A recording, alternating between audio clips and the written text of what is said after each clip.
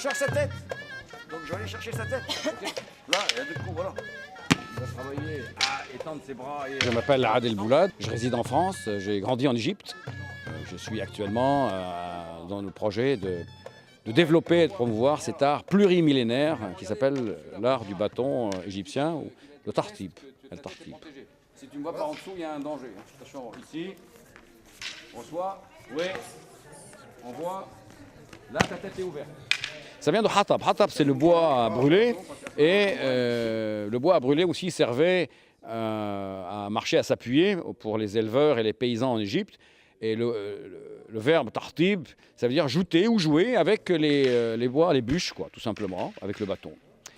Cet art-là, on en trouve des traces gravées sur les tombes et la chaussée, surtout la chaussée de la pyramide du pharaon Saroué. C'est le deuxième pharaon de la 5e dynastie, c'est-à-dire à peu près 5000 ans. Il y a 5000 ans, ces gens-là, donc les Égyptiens, sur le bord du Nil, avaient pris le temps de graver les codes, les codifications de cet art-là, au burin et au marteau. Donc on peut dire que cet art-là s'est transmis par tradition orale, mais il a aussi été gravé sur cette chaussée, et il y a des traces extraordinaires de dialogue entre l'instructeur et l'élève, extraordinaire dans le sens que on dit la même chose aujourd'hui. Donc 5000 ans après, l'entraînement à l'art du bâton n'aurait pas changé.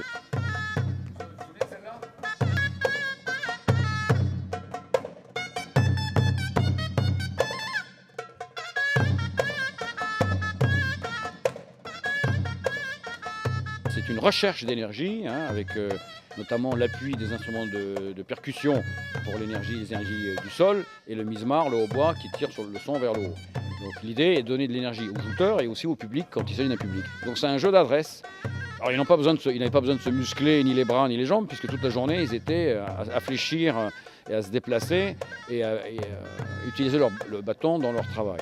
Donc néanmoins le soir arrivait le moment du plaisir d'être avec les autres, et ils s'amusaient avec ces différents jeux d'adresse à la fois physique et mentale.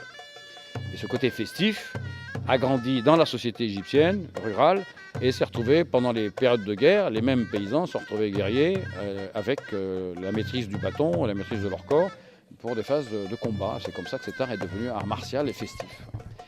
Le rôle du public est double. Il consiste à soutenir les combattants et les jouteurs et à être garant du bon esprit. C'est-à-dire que s'il y a une agressivité ou il y a de la triche, ou de l'insulte ou de l'offense, le public intervient et arrête. Donc ce n'est pas un arbitre, c'est le public. Donc chacun a son rôle, disons, à la même hauteur. Le jouteur, le musicien et le public. Qui fait aussi, si un membre du public veut rentrer et jouter, il y a aussi cette possibilité. Parce que tout le travail de cet art, c'est la puissance, l'engagement et le contrôle. Donc le respect et le contrôle de l'autre.